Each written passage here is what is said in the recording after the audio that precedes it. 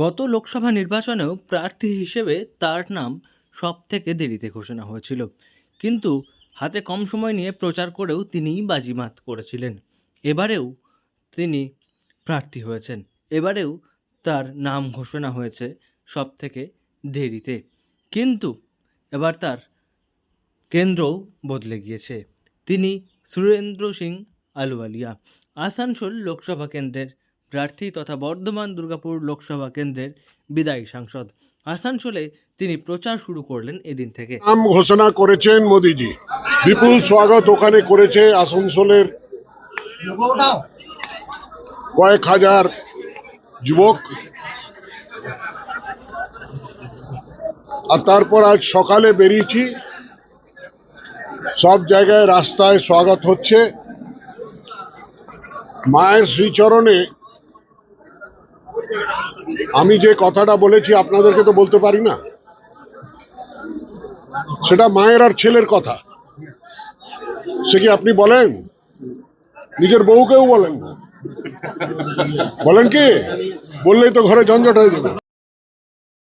গত বুধবারই এস আলুওয়ালিয়ার নাম আসানসোল লোকসভা কেন্দ্রের বিজেপি প্রার্থী হিসেবে ঘোষণা করা হয়েছে। বৃহস্পতিবার তিনি অন্ডাল বিমানবন্দরে এসে পৌঁছন, আর এদিন শুক্রবার তিনি প্রচার শুরু করেছেন। তবে জনগণের কাছে যাওয়ার আগে তিনি পৌঁছে গিয়েছিলেন ঘাগরবুড়ি মন্দিরে। সেখানে গিয়ে তিনি পুজো দিয়েছেন, দেবীর কাছে প্রার্থনা জানিয়েছেন। আবার একই সঙ্গে কর্মীদের মধ্যে তিনি খিচুড়ি প্রসাদ বিতরণ করে দিয়েছেন ঘাগরবুড়ি মন্দিরেই। আবার কর্মীদের সঙ্গে বসে খিচুড়ি প্রসাদ খেয়েছেন এস আলুওয়ালিয়া নিজেও। তিনি জানিয়েছেন যে ভগবানের কাছে আশীর্বাদ নিয়ে তারপরেই তিনি জনগণের কাছে যাবেন।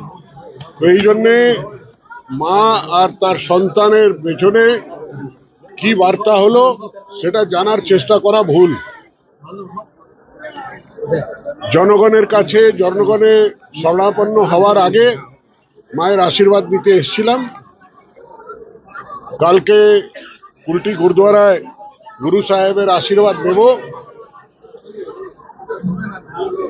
তারপর যেখানে ধার্মিক অনুষ্ঠানগুলো আছে সব জায়গায় সবার কাছ থেকে আশীর্বাদ নেব, আর তাদের আশীর্বাদে জনগণের আশীর্বাদ নিতে।